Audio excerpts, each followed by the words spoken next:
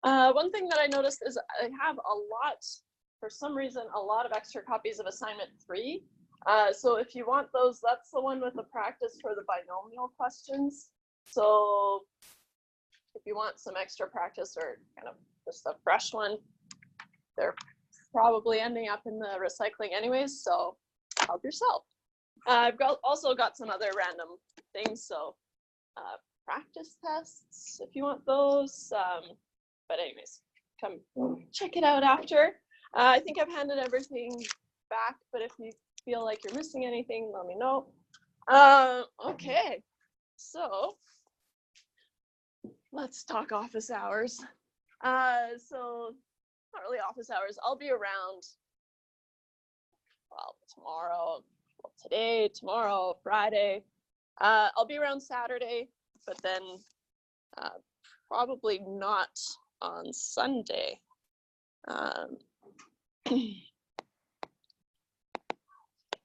So office hours, kind of all day, Thursday, Friday, and Saturday.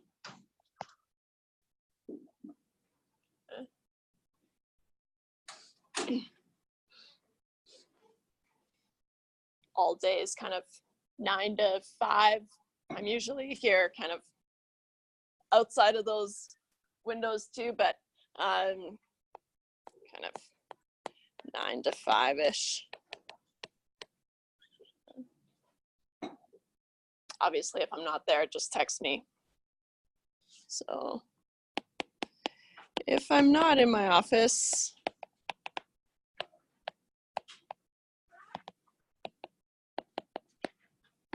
text me 250-864-8386. And same thing, if you have a question and you're at home, you're not on campus, whatever, you can just text me a question.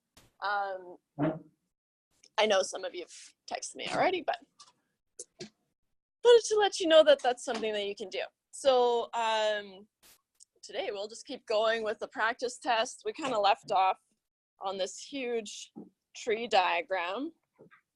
Blah, blah, blah. Oh, I guess I cheated. I wrote out those probabilities. So what I asked you to do was go home and just figure out those probabilities at the end of each branch. Okay. Just as a heads up, on the final, so review continued.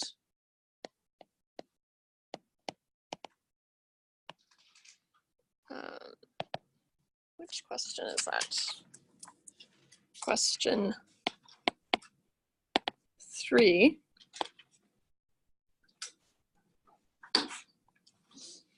How do I steal this?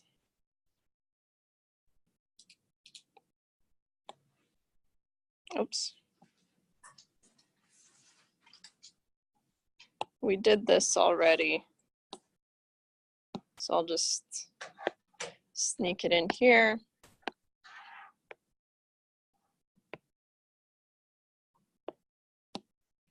And same thing, I kind of Martha Stewarted this, so we can just use it.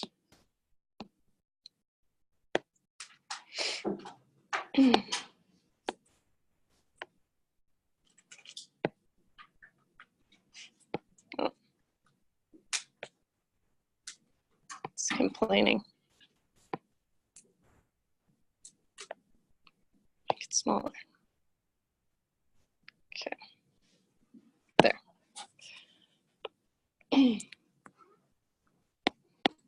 On the final, the tree will look like this. Okay, just as a heads up, it's gonna have 1, 2, 3. So 3 options first. And then after that, there's gonna be 2 options. 1, 2, 1, 2, 1, 2. So you've been warned. I don't know. It's like 3 doors. Oh yeah. Here, I'll even zoom in. These ones. Worse.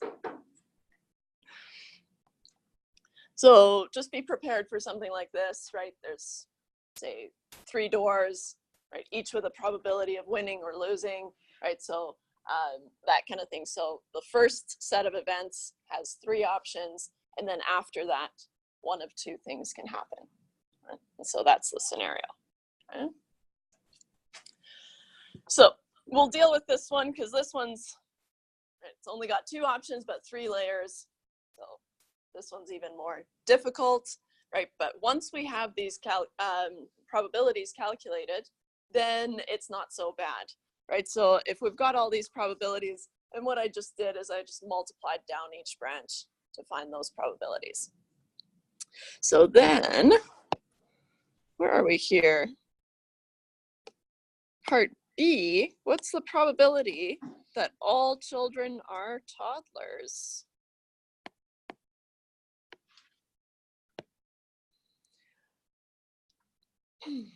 All children are toddlers. It's tricky because I's and T's look the same-ish. But that's just a toddler, toddler, toddler. Right? And so we know that probability is 0.1958. So we've got the probability of a T is 0.195804198.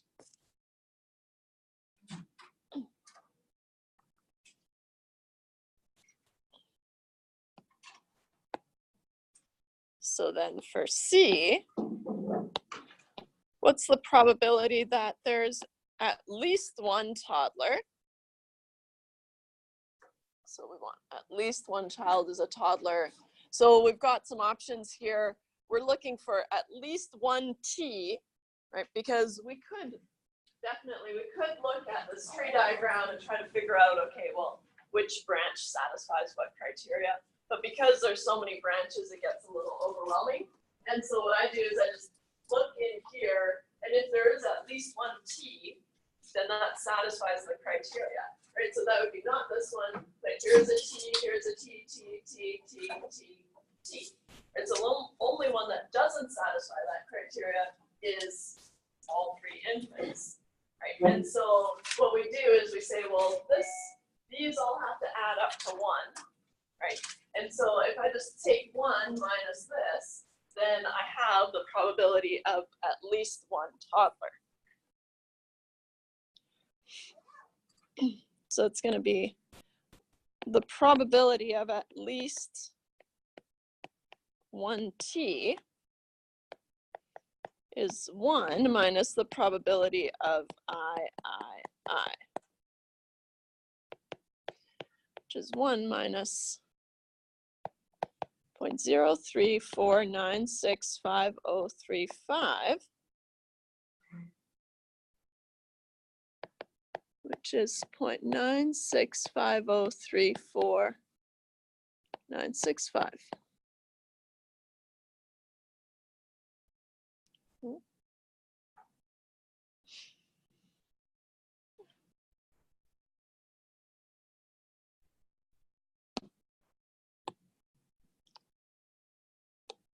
So then part D,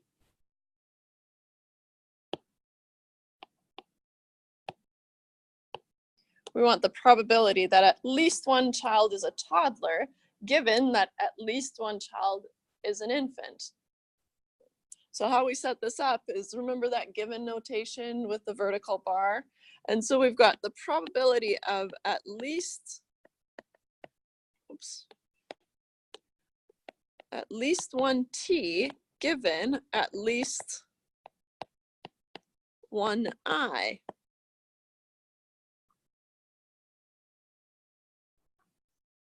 If you think of this as at least 1 T is A and at least 1 I is B, right, then we can reword this as the probability of A and B over the probability of B, right? That's the formula for the probability of A given B. So this is the same as the probability of at least 1t and at least 1i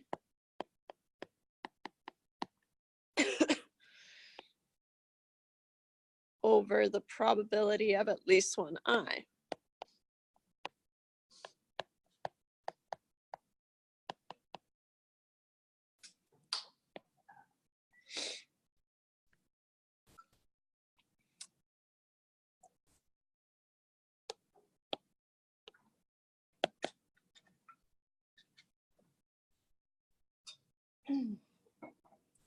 So the probability of at least 1t and at least 1i. So now we're looking for, okay, we have to have at least 1i and at least 1t. And so this first one's out again, right? But here we have 1i and 1t, 1i and 1t, 1i and 1t, blah, blah, blah, blah, all the way until we get to the last one where we don't have an I, right? And so now, same trick, right? We have to add to 1, so we take 1 minus the probability of all toddlers, and then minus the probability of all infants. So that's going to be 1 minus the probability of I minus the probability of t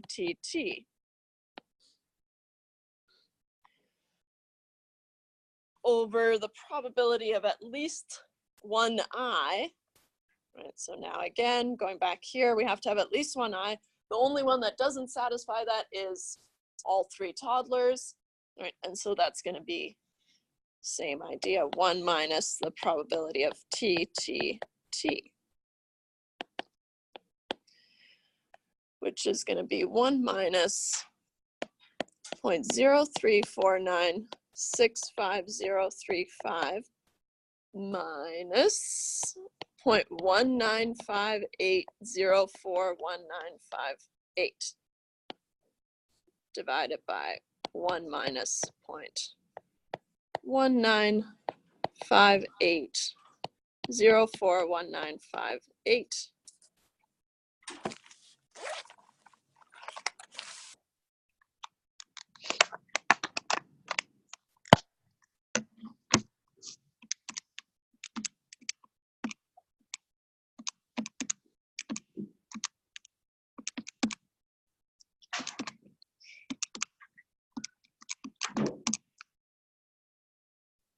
I feel like I pressed the wrong button, but there's no screen on here, so oh well. 0.769230077 divided by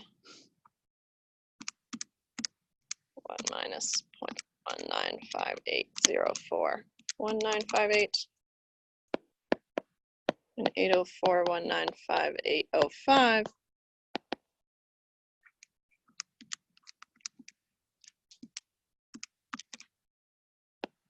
Which is 0.9562179. You've done all this work to keep all these decimal places, so I'm not going to round them in the end. I'll just leave them as they are. Okay. And I went through and I made sure to make a note of when you're allowed to round and when you're not allowed to round, right? So in general, on the final exam, you have to keep all your decimal places until the very end, right? So until I tell you otherwise. Okay. Any questions about that one? So for that one and the binomial that we did last day, right? Well, I guess we covered the binomial at the very end, right? But that kind of stuff is a little bit older. And so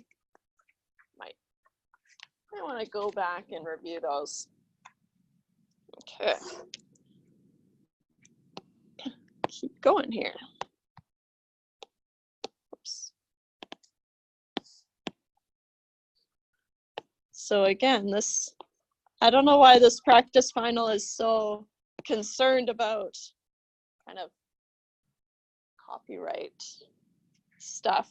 But statisticians at Wilmot have determined that the time spent by customers to pay for their goods has a mean value of 9.8 minutes and a standard deviation of 3.7 minutes nationwide. we will assume the distribution is normal. Right, so what do we have here? We have one of those Zed score questions, which again comes up on assignment 3. So if you want more practice, you can grab one of those. Just selling you on my extra papers here. Let's have a read through the entire question. So part A, if an individual customer is selected at random, what's the probability that he or she will spend less than 5 minutes paying for his or her goods? And so we have to draw our normal distribution and just figure out the probability using the Z table. It's important that we notice that it's just one individual, right? So we don't have a sample size quite yet. And then part B, again, now we're working backwards. So how long in minutes must a person wait in order to be in the lower 15th percentile of customers waiting to pay for their goods?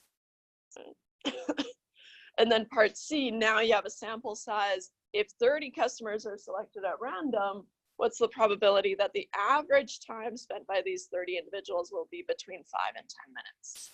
Okay. So we'll just go through and calculate these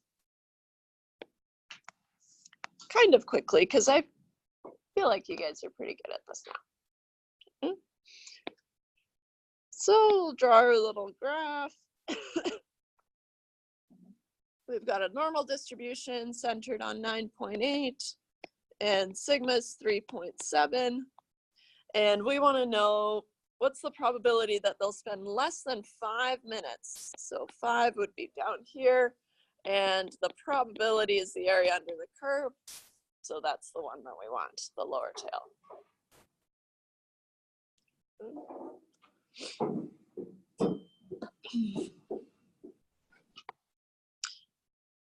For a single observation, right, Z is X minus mu over sigma. If you wanted to, you could always use X bar minus mu over sigma over root n, right? But the average of one individual is just itself, and sigma over root n would be the sigma over the square root of 1, which is just sigma. So then you're back to here. So we've got an observation of 5 minus 9.8 divided by 3.7.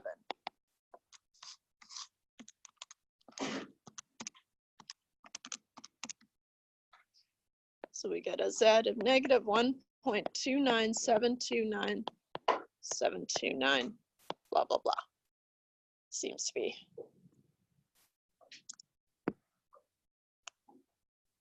I put the bar over the wrong thing.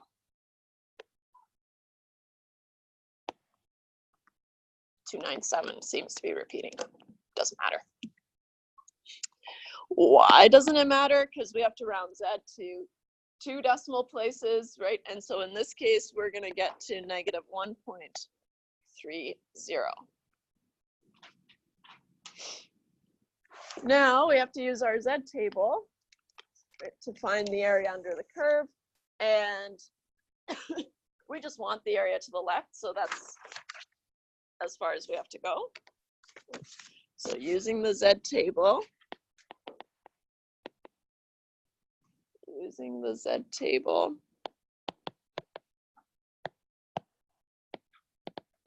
we find the area to the left of Z equal to negative 1.30 is, so negative 1.30 is 0.0968.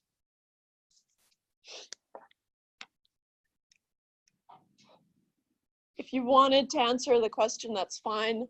I would probably say, don't waste time answer. Like here, you've got the answer, right? So, and all I'll be looking for is the number. And so if you want to write a quick little blurb, that's great. But if you're finding that you're low on time, then you're done at this point, right? And that's all I'll be looking for. Okay? So let's do the next part.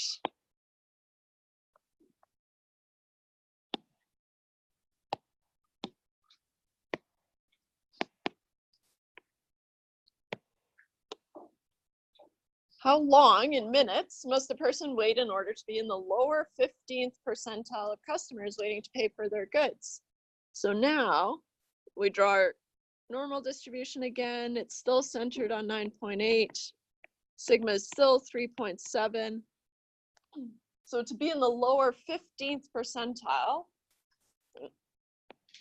that means we've got 0.15 below, 0.85 above, and we're looking for this cutoff point. So remember, we had two ways, right? We can be given a value, so an observation, and we have to find the probability, or we're given the probability and we have to find the observation. So what we do is we use the Z table, right, and work backwards. So we find the area, the table entry, that's closest to 0.15.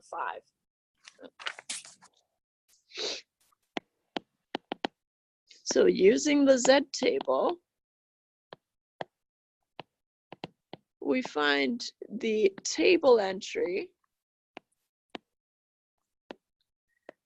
closest to 0.15 is, I'm choosing between 0.1515 and 0.1492.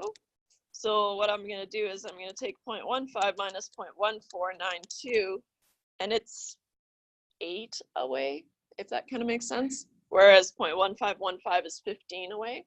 And so the closer one is 0.1492. Now we use that to trace back to figure out what Z score that corresponds to. So which corresponds to Z equal to negative 1.04.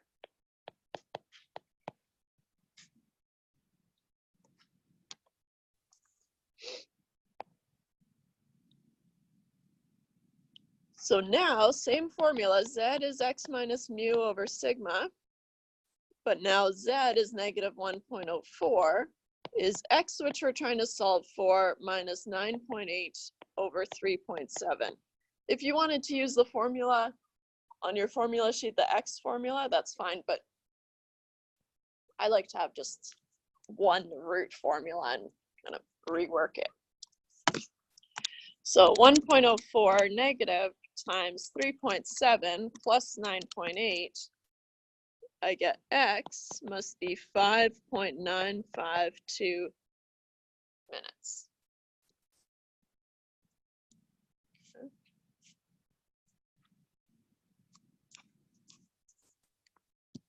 Any questions about that one?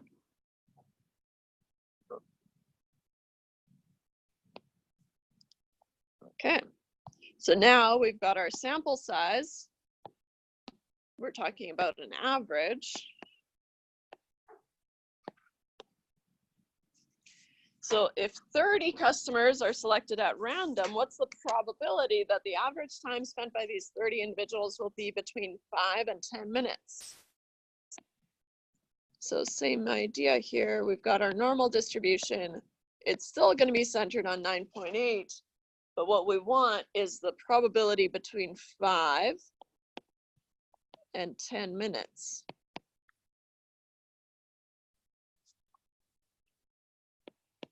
So we want this area here.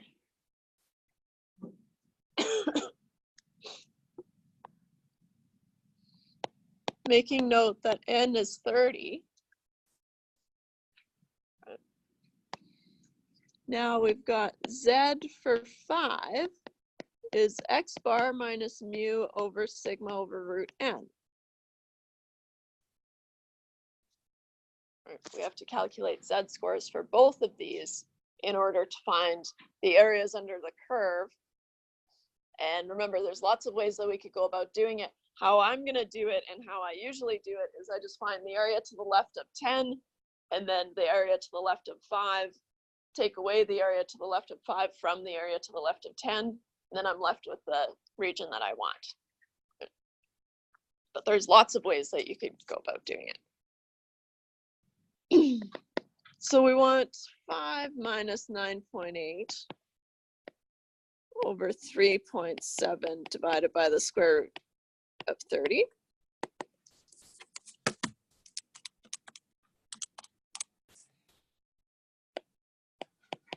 Negative 4.8 divided by 30 square root times 0.675524448.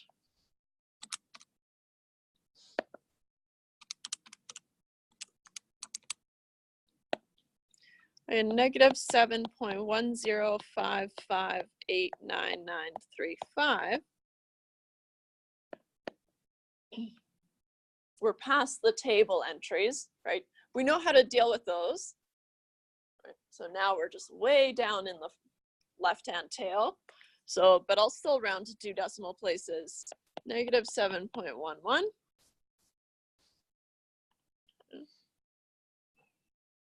What does that tell us about this area to the left?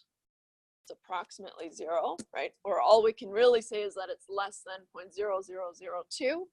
Right? But here, this is approximately 0.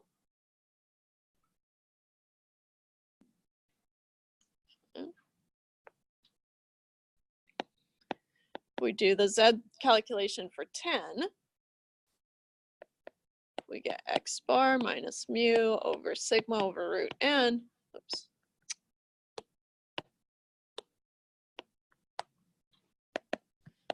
(10 minus 9.8 divided by 3.7 divided by the square root of 30.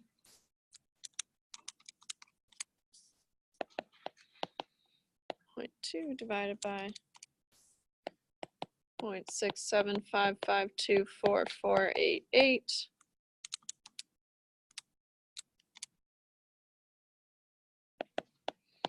And get 0.296066247. Which, if we're rounding to 2 decimal places, gives us 0.30. A Z of positive 0.30, you have to go to the positive side of your Z scores, and then 0.30, I'll just show it on here so we can see it. Right. It tells us that the area to the left of 10 is 0.6179.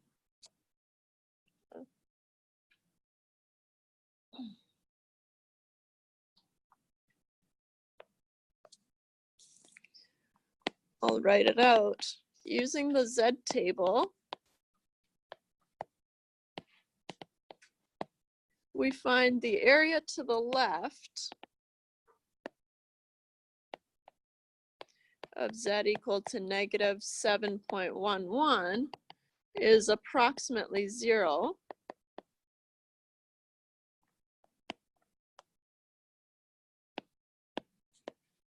And the area to the left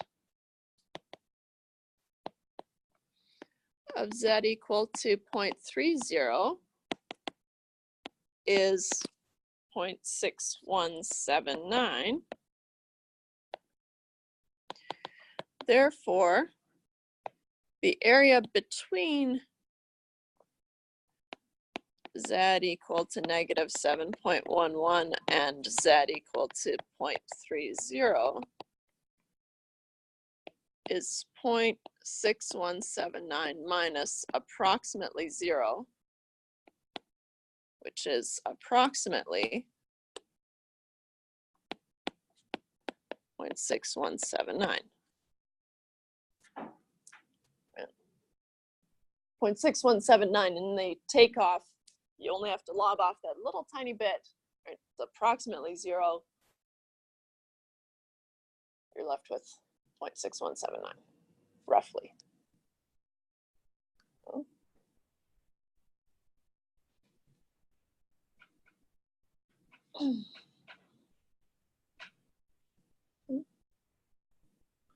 Any questions about that one? So it really helps if you draw out your graph first, because then you can see, okay, well, I've got 0.6179, and then I'm taking off approximately 0. The area between those two must be approximately 0.6179.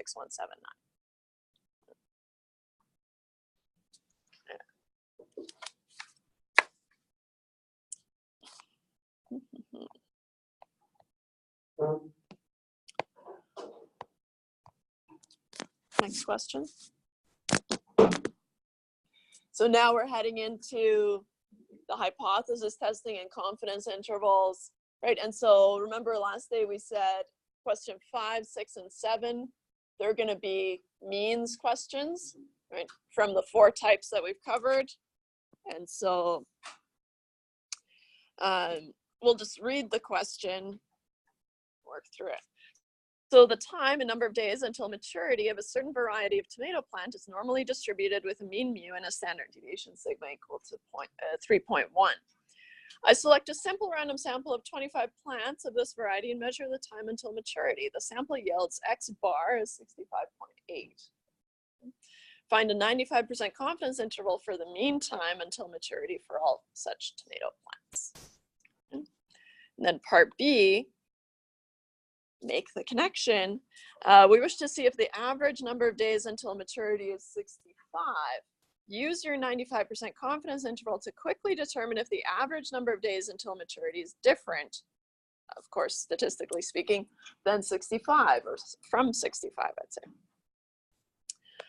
Clearly state the null and alternative hypothesis in your conclusion and why you made that conclusion, right? But that's just using the confidence interval. So it's not a full hypothesis test, it's just using the confidence interval. And then if the margin of error was to be reduced to plus or minus 0.5 days in the 95% confidence interval, what size sample would be needed? Right, so it's a sample size calculation. So we'll just work through these.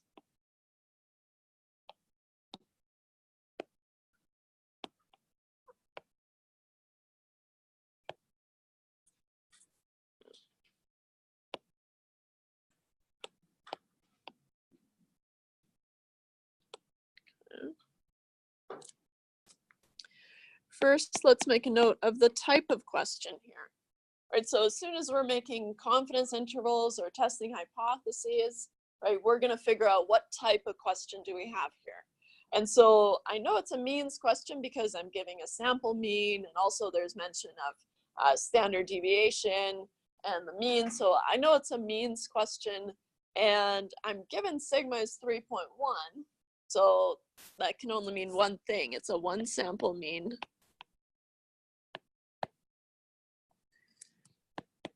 Sigma known. So on your formula sheet, now that you've decided that that's the area that you're in, then you can't stray from that area for this whole question, right? The type isn't going to change.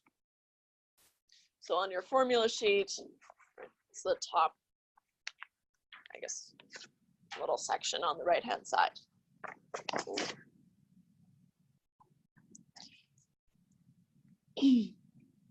So we want a 95% confidence interval.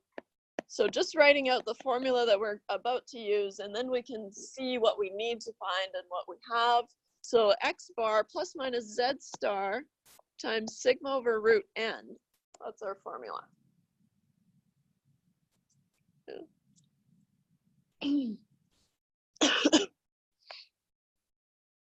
X bar, we're told, is 65.8.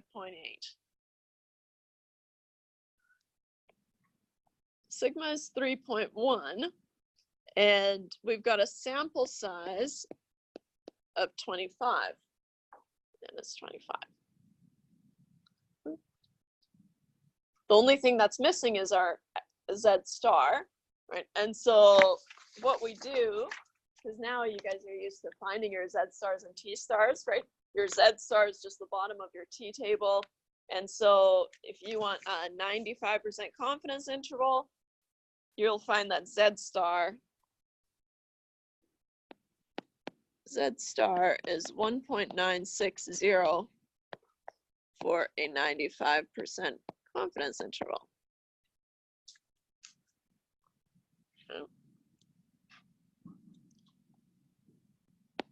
I'll just make a note here. X bar was 65.8. Sigma was 3.1, I think, yeah. And N was 25. So now I can plug all these in. So I have X bar plus minus Z star, just filling in the formula here. 65.8 plus minus 1.960 times sigma, which is 3.1, over the square root of 25. 3.1 divided by 5, the square root of 25 is 5. Sure, I'll show some work here. 1.96 times 0.62.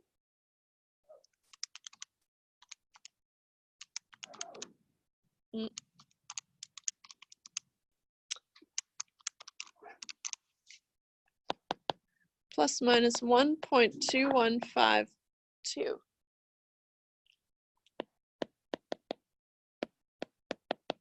65.8 stays the same. So our margin of error is 1.2152. So store that. And then 65.8 minus the margin of error puts us at 64.5848 up to 65.8 plus the margin of error puts us at 67.0152.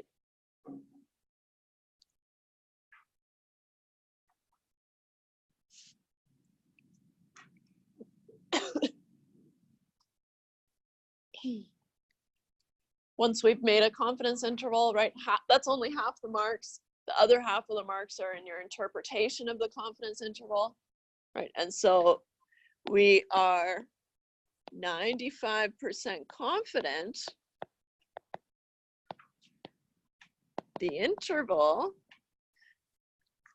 And now that you've seen all the confidence intervals that we're doing, right, the interpretation is the same for whatever one that you have to do, right? So we're 95% confident that the interval from 64.5848, I don't really see a reason to round here, there's only 4 decimal places, to 67.0152 captures the, and here's where you just insert whatever I asked you to make an interval of, right? So we were told to find a confidence interval for the mean time until maturity for all such tomato plants. So it captures the mean time until maturity for all such tomato plants. The mean time until maturity for all such tomato plants. Don't worry about if it sounds a little wonky, right? For that last bit, right? Especially if you're stealing it from the question. It could, like, for all such tomato plants doesn't really make sense, but it works. Good. Any questions about that one?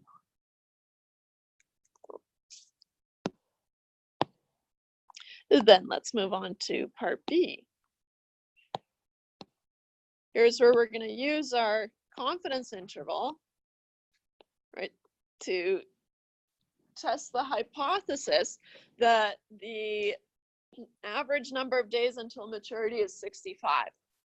So in terms of our null hypothesis, our H naught would be mu is 65, and our HA, we just want to know if it's different from 65. So mu does not equal 65. Another thing is that a confidence interval is the same or sort of the same as a two-sided test, right? Because the confidence interval is in the middle, and so we've got area on both sides.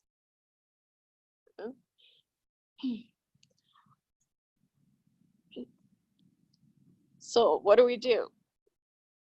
We just take 65, and if 65 is in this interval, which it is, then we don't have enough evidence to reject the null hypothesis because we're 95% confident that 65 could be the mean, right?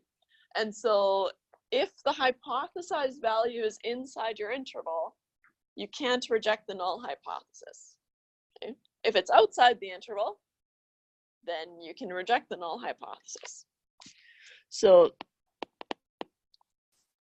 since mu equal to 65 is within the 95% confidence interval,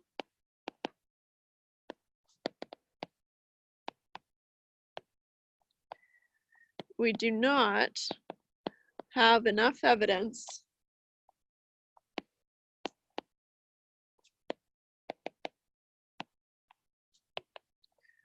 to reject H naught.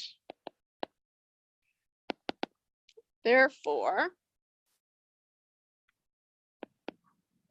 the average number of days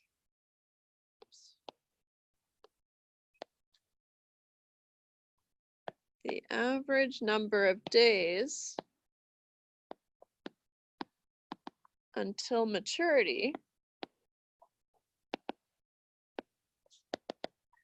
is not significantly different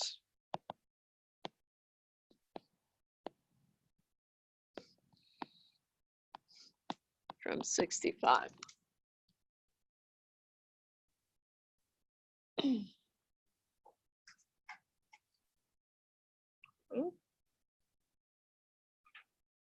So it's not a full hypothesis test by any means. It's just you state your null and alternative hypotheses, and then you use your confidence interval to reject or fail to reject the null hypothesis. Any questions about that one? Let's do our sample size calculation.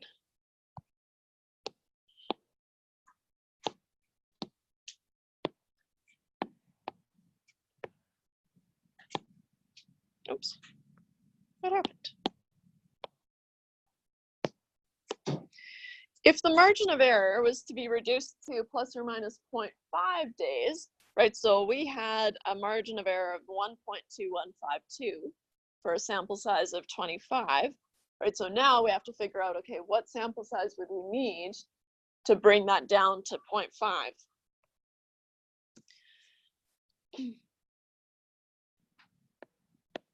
On your formula sheet, right, you've got n, which is your sample size, is Z star times sigma over m squared. Right here, we're given that m must be 0.5. For a 95% confidence interval, we just found that Z star is 1.960. And sigma just kind of is still 3.1.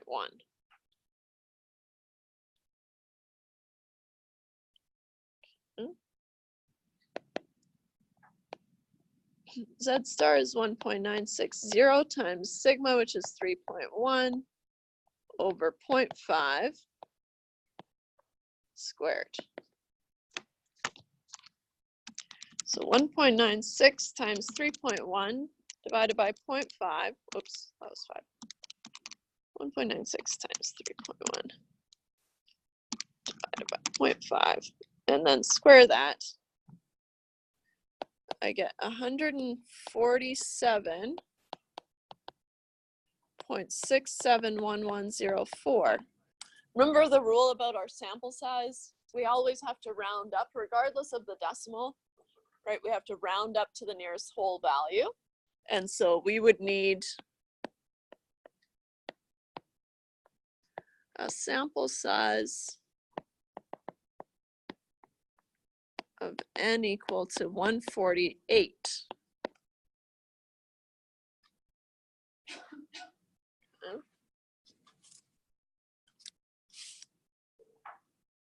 That goes for both sample size calculations, right? So we could do one for the means, and we can also do one for proportions, for the one sample proportions, right? But regardless, once you have your n, you always have to round up to the nearest whole value.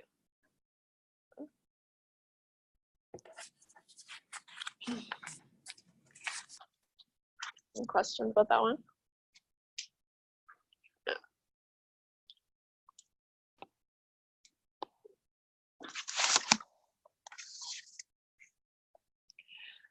So question 6, and remember 5, 6, and 7 can be any of the 4 means questions, right? And also they can be either a hypothesis test or a confidence interval.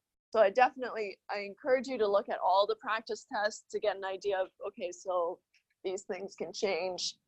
Okay. But I had to pick one. A study has linked consumption of caffeine in pubescent rats to a change in normal sleep patterns. We know that uncaffeinated rats have a normal sleep time distribution with a mean of 8 hours. Suppose a simple random sample of 27 caffeinated rats produce the following results. So we've got a mean of 7.25 hours and a standard deviation of 2.5 hours. Yeah.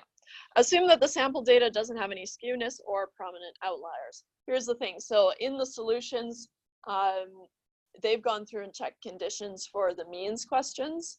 You'll see that they're not that bad, right? We have to have a random sample. We have to have a normal distribution.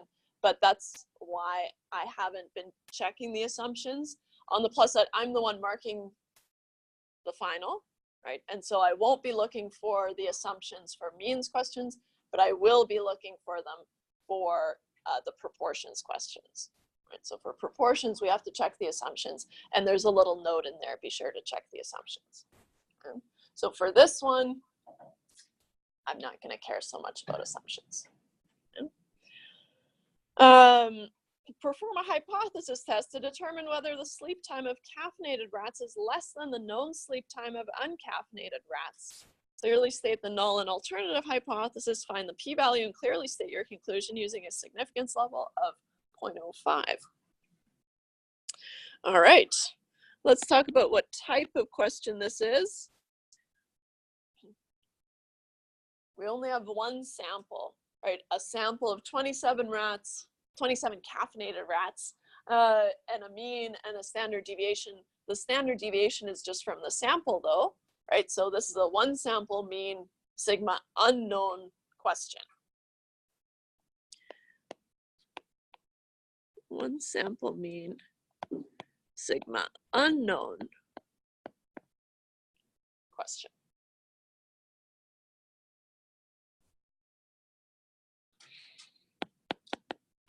Our null hypothesis for one sample is that mu equals some value, right? The value that we want to compare our sample mean to, right? And so for us, we want to compare our sample mean of 7.25 hours to the known mean of 8 hours of sleep.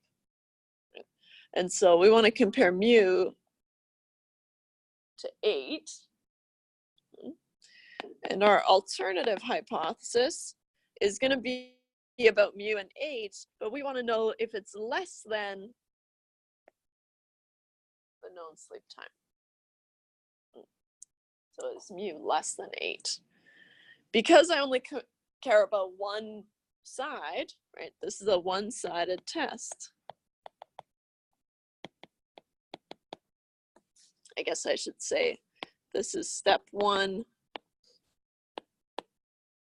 State the hypotheses.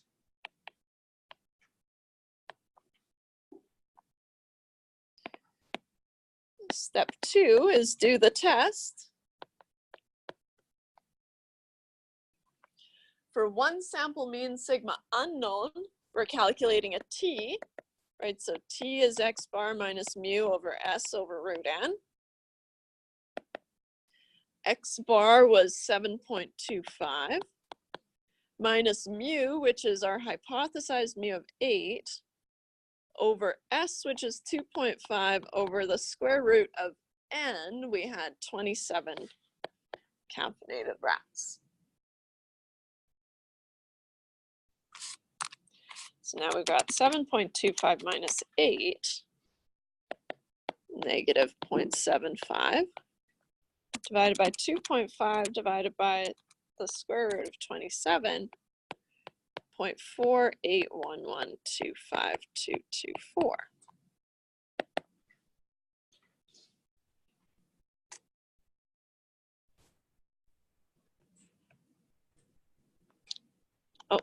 Oh well. I just kept writing on my practice tests. You know what I'm gonna do? Fix this before it goes too far.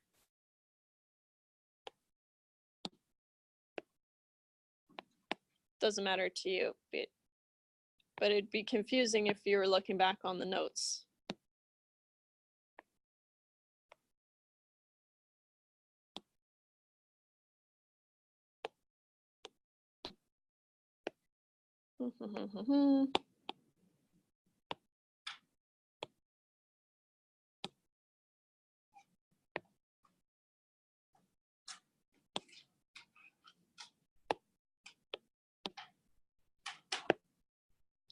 Oh yeah.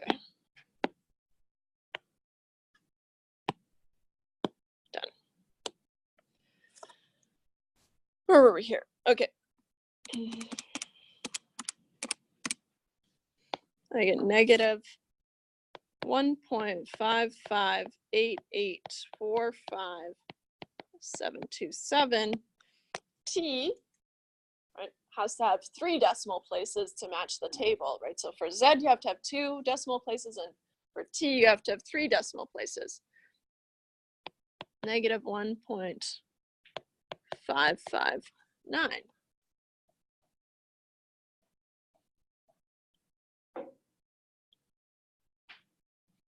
Step 3 is find the p-value.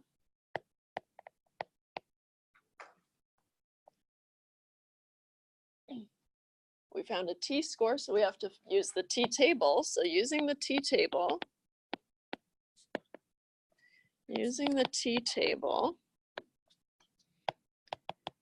with degrees of freedom equal to n minus 1, right? For our t-table, we have to know our degrees of freedom, which is 27 minus 1, which is 26. We go here, see if there is a 26. There is. Right. So then we can just use 26. But now you can ignore everything else on the page. Right? All the other degrees of freedom, they're out. So now you have 26 degrees of freedom. We find, and here's where we say, okay, the absolute value of t equal to negative 1.559, right? The calculated t in the middle is between 2 values, right? So we take our calculated t, and along the 26 degrees of freedom line, we try to figure out where it would go, right? Dropping the negative because we're taking the absolute value. So 1.559 would be somewhere between 1.315 and 1.706. And then we just say, so we had a one-sided test, right? So our one-sided p-value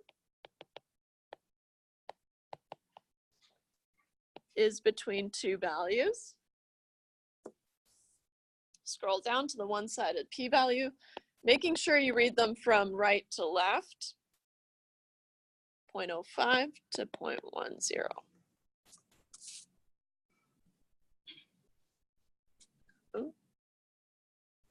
So now your p-value is somewhere between 0.05 and 0.1. Step 4 is your conclusion.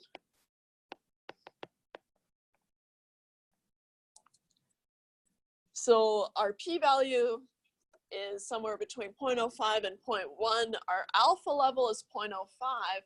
But just looking at this, right, what's this telling you? It's telling you that the p-value is somewhere larger than 0.05. Right, so since our one-sided p-value is between 0.05 and 0.10, it is not less than our alpha level, level of 0.05, which means we do not have enough evidence to reject H0.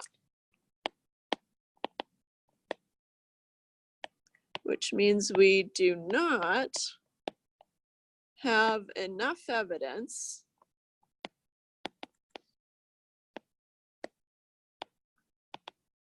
to reject H0. Therefore, we were trying to perform the hypothesis test to determine whether the sleep time of caffeinated rats is less than the known sleep time of uncaffeinated rats. Therefore, there is no evidence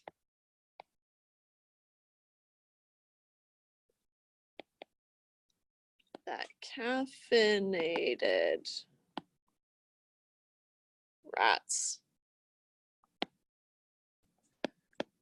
sleep less than uncaffeinated rats.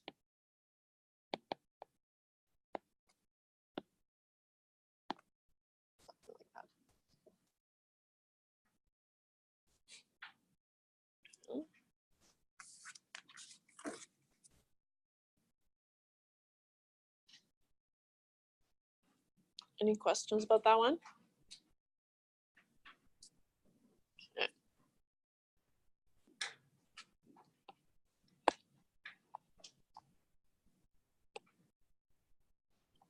Then let's read 7.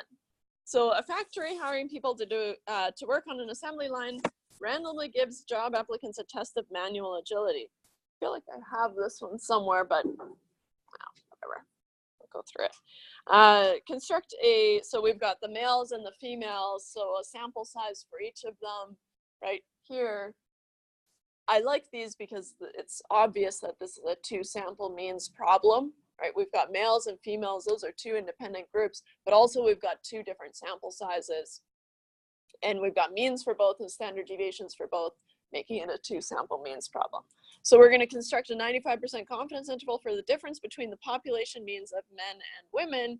And then part B, make the connection, is there a difference in manual agility based on the sex of the applicant? Use the 95% confidence interval. So again, we're just using that confidence interval to either reject the null hypothesis or fail to reject.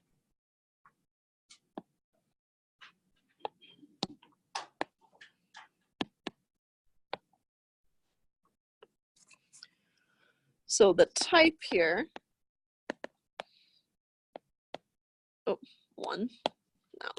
it's 2 sample means.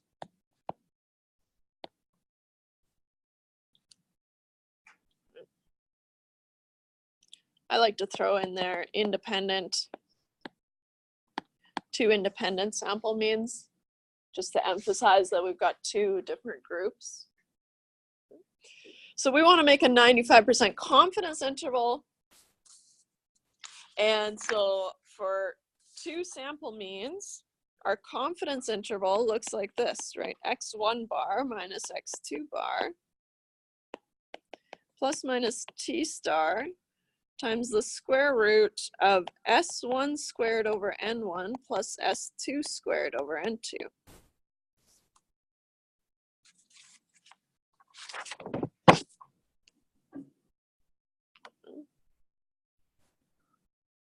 We've got our x bars, our s's, our n's.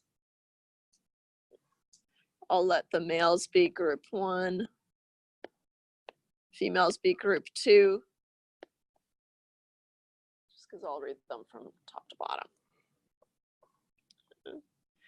We need T star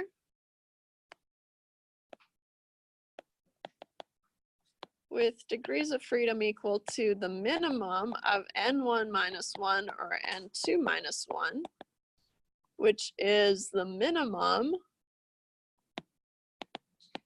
of 45 minus 1 or 31 minus 1, which is the minimum of 44, or 30, which is 30. Again, looking here, we have 30 degrees of freedom.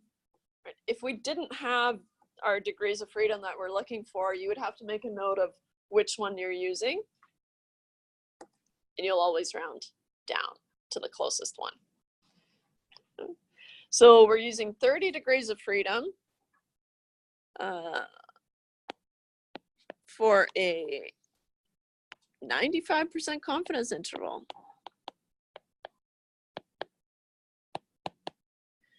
T star is going to be, so same idea, right? 95% going down to 30 degrees of freedom. We've got a T star of 2.042.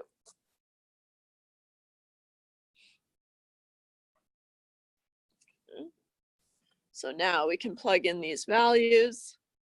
Got them here. Not scrolling around so much. 19.5 minus 17.25 plus minus 2.042 times the square root of 2.5 squared over 45 plus 3.5 squared over 31. Now you have to be careful, don't forget any squares or square roots. So I'll start inside the square root. 2.5 squared divided by 45.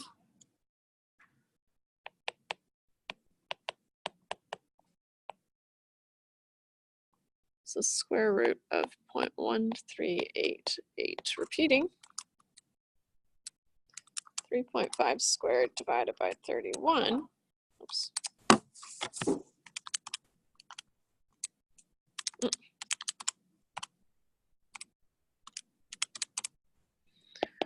Plus 0.39516129.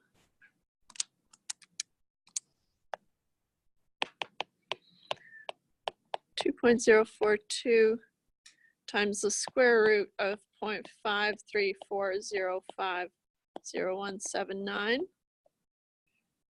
Square root that, I get plus minus 2.042 times 0.73078739 times 2.042. I get a margin of error of 1.492267808. I better store that. 19.5 minus 17.25 is just going to be 2.25 all along here.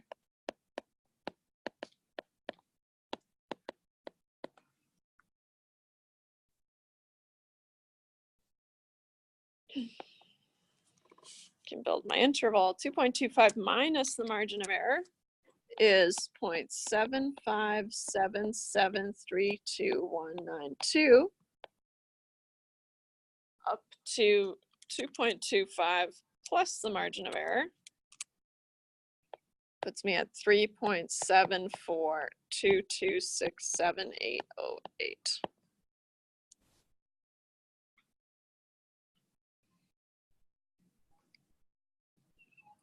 I'll round to 2 decimal places just to simplify it a little bit. 0.76 to 3.74.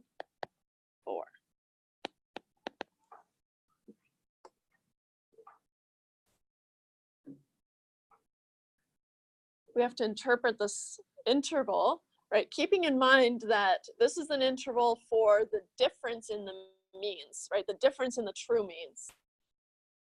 So again, we are 95% confident the interval from 0.76 to 3.74. Notice that this whole interval is all positive, right?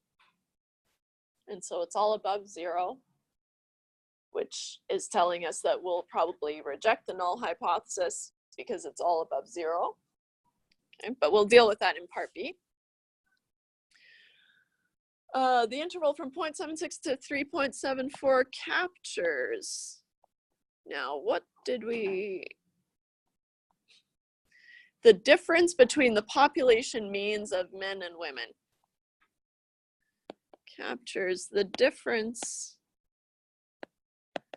in population means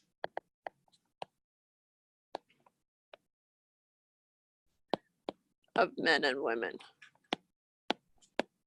If you wanted to specify means of what, that's fine, right? It's the speed or the test of manual agility. It doesn't actually say what we're measuring. That's okay. Oh.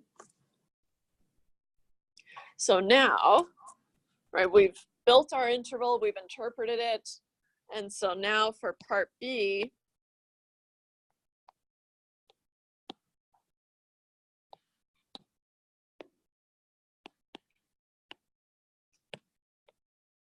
oh, wait, what the?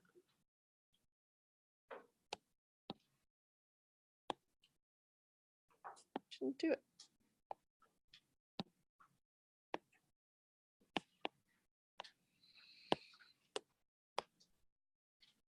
Is there a difference in manual agility based on the sex of the applicant? Use your 95% confidence interval to make your conclusion. Clearly state the null and alternative hypothesis. Your conclusion and why you got conclusion. So the two sample means problem, our null is always going to be that mu of group 1, and we have to use question-specific subscripts, right? So males and females in this case, right? Just so we know how they're comparing. So the mu of male is equal to mu of female. Mu1 equals mu2. Our alternative hypothesis, we just want to know, is there a difference in manual agility? So what we're testing is if mu m is not equal to mu f.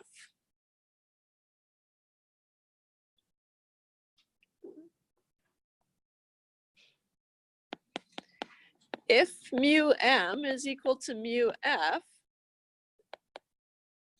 then mu1 minus mu2 would be 0. Sorry, I should say mu m and mu f.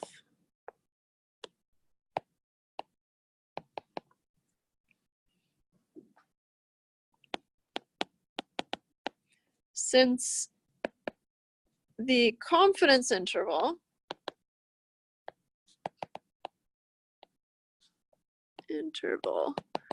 is consistently above 0,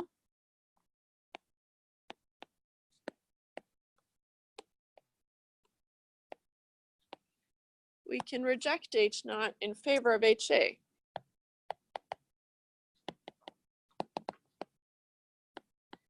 In favor of HA.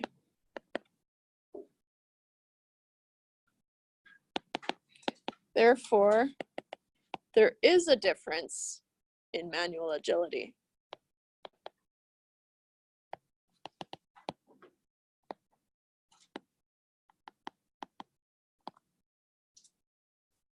Between men and women, but try to save some writing. Oh.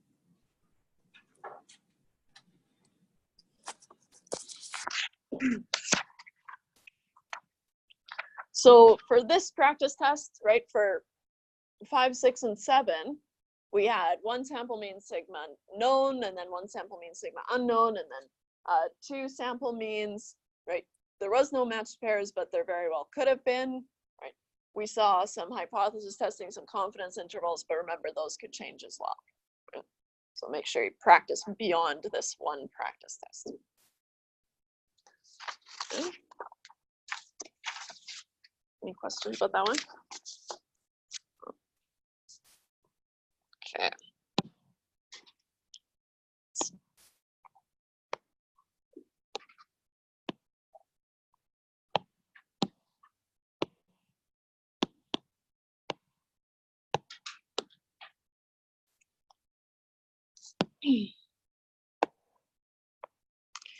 So the next question, in a random sample of 520 judges, it was found that 286 are introverts. What a weird thing to study. Let P represents the proportion of all judges who are introverts. Part A, find a 98% confidence interval for P, and then part B, suppose we want a margin of error of 0.04, determine the sample size N if one, you use your sample as your preliminary data, or you have no estimate and use a conservative approach for your sample size calculation. So part A, we have to find a confidence interval for P.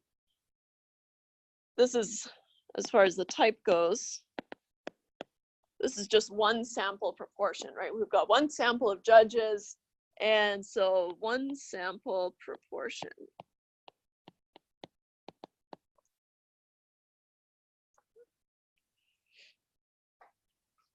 If we're making a confidence interval, and we kind of read on, we're making a confidence interval and then finding a sample size. So we have to check the conditions or the assumptions for the confidence interval. So our assumptions,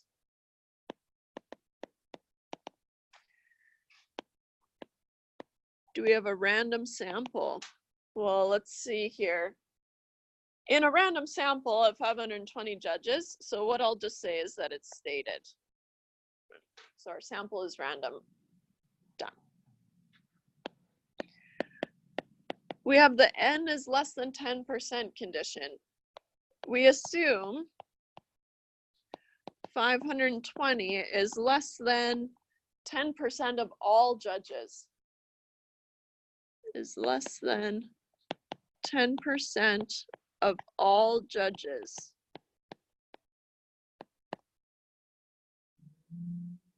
Whether that's reasonable or not, I don't know, but that's what we're assuming.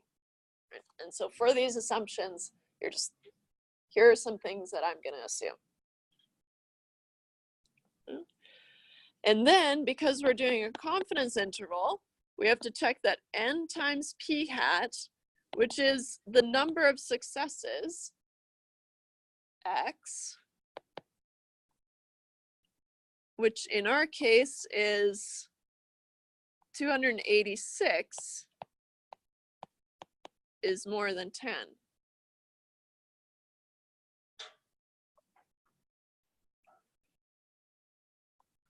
So 520, N is 520, and X is 286. For our next condition, we have to check that N times Q hat, which is N minus X, right, the number of failures, which is 520 minus 286, which is 234. It also has to be greater than 10, which it is.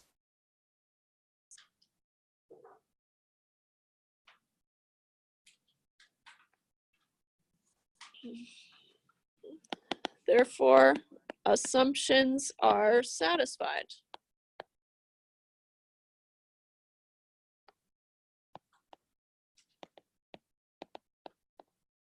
Or the conditions are met or something like that. So now we can go ahead and find P hat. P hat is X over N, which is 286 over 520. Which is 0.55. For a confidence interval, P hat plus minus Z star times the square root of P hat Q hat over N. Remembering that Q hat is 1 minus P hat, where Q hat is 1 minus P hat.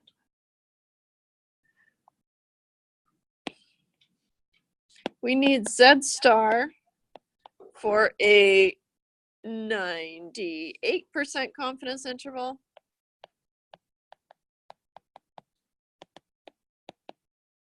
Z star is going to be 2.326.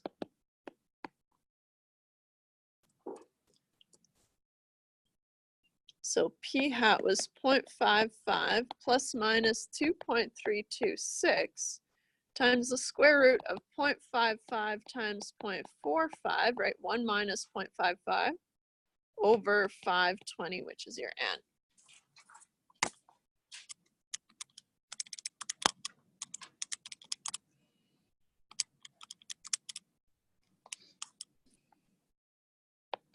I'll just check in here, 2.326 times 0.0218165543 times 2.326, 0.050745278. 0.55 all along here. Store that. 0.55 minus the margin of error is 0.499.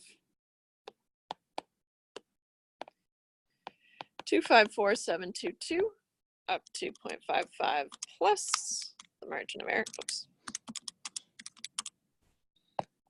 What?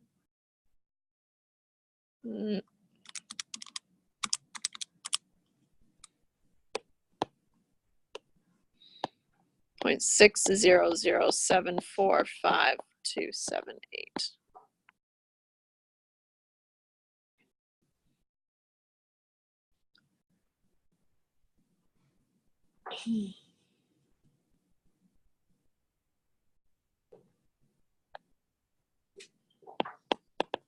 Or I'll go to 3 decimal places, 0.499 up to 0.601.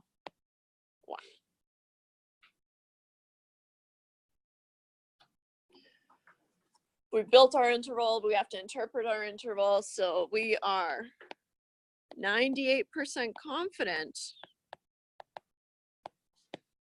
the interval from 0.499 to 0.601 captures the proportion of judges who are introverts.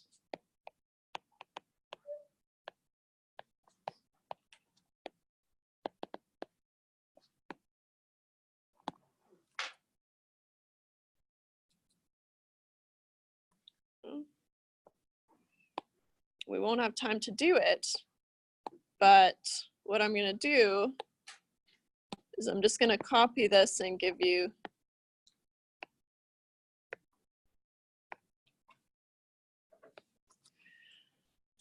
so part B, suppose you want a margin of error of plus or minus 0.04. All right, we're going to use n is Z star over m squared times p star q star. Use your sample proportion as your preliminary data. What that's telling you is use p star is p hat, which is 0.55. Right. Here, you have no estimate and you use a more conservative approach. That means p star is 0.5, right? We just use that default 50-50 split.